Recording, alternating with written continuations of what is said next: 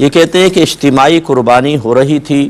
تو جب ہم حصہ ڈالا ہم نے اس میں، تو انہوں نے ہمیں جانور معین کر کے نہیں بتایا، بس کہا کہ ٹھیک ہے تمہاری قربانی ہو جائے گی، اور بہت سارے جانور کھڑے ہوئے تھے، تو کیا اس طرح ہماری قربانی ہو جائے گی یا نہیں ہوگی؟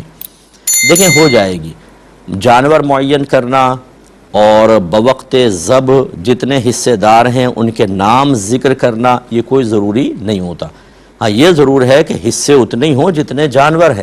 مثلا 10 جانور ہیں تو 70 حصے ہی لے سکتے ہیں آپ، کہ ایک میں 7 حصے ہیں تو 70 حصے ہوں گے، اس سے زیادہ نہیں ہو سکتے۔ لیکن جانور معین کرنا کوئی لازم نہیں ہے، جیسے آپ نے کہا جو انہوں نے حصہ ملایا 7 اس جانور میں 7 اس میں، اب کون کون ہیں یہ آپ نے نام ذکر نہیں کیا تو کوئی مسئلہ نہیں ہے، قربانی صحیح ہو جائے گی، کیونکہ یقیناً اللہ تبارک و تعالی سب کے نام جانتا ہے، اور وہ جانتا ہے کہ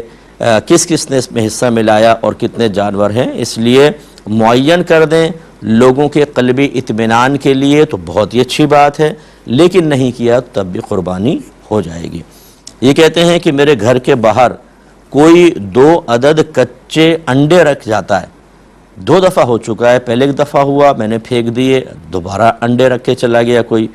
تو یہ کیا ہے مفتی صاحب ذرا مجھے بتائیں، میں بہت پریشان ہوں۔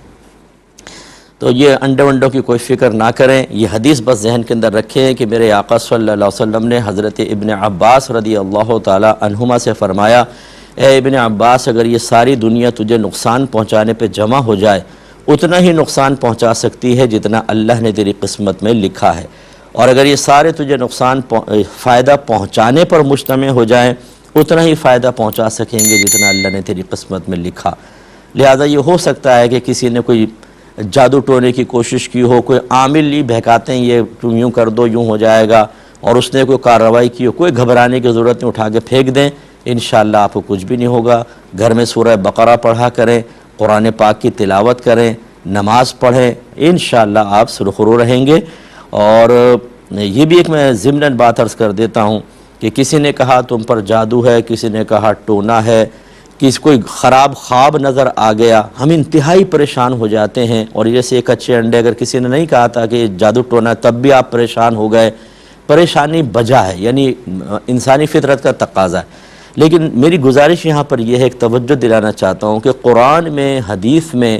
اللہ تبارک و تعالیٰ نے اس کے حبیب کریم صلی اللہ علیہ وسلم نے ہزاروں اعمال منع فرمائے کہ یہ کام نہ کرو، کرو گے تو جہنم میں جاؤ گے،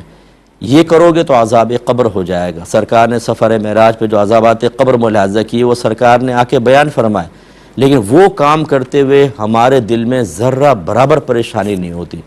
کتنے ہی مجھے اس وقت ایسے دیکھ رہے ہوں گے جنہوں نے آج فجر کی نماز نہیں پڑھی لیکن ناشتہ ڈٹ کے کیا ہوگا، بانچیں بھی کھیل رہی ہیں، اس نقصان پہ کوئی پریشانی نہیں ہے کہ اب میدان محشر میں ایسا نہ ہو کہ یہی نماز فجر کا قضا کرنا شدید عذاب کا سبب بن جائے۔ لیکن اس طرح کی موہوم چیزیں ہمارے دل میں اتنی پریشانیاں پیدا کر دیتی ہیں کہ ہمارا سکون برباد ہو جاتا ہے۔ اس پر ذرا توجہ کریں، یہ بیمار قلب کی علامت ہے کہ جہاں پہ انجام واضح نہیں وہاں پریشان، اور جہاں یقینی نقصان ہے وہاں پہ قہقہے لگا رہے ہیں، اس کا مطلب ہے تربیت کی ضرورت ہے۔ ایک کالر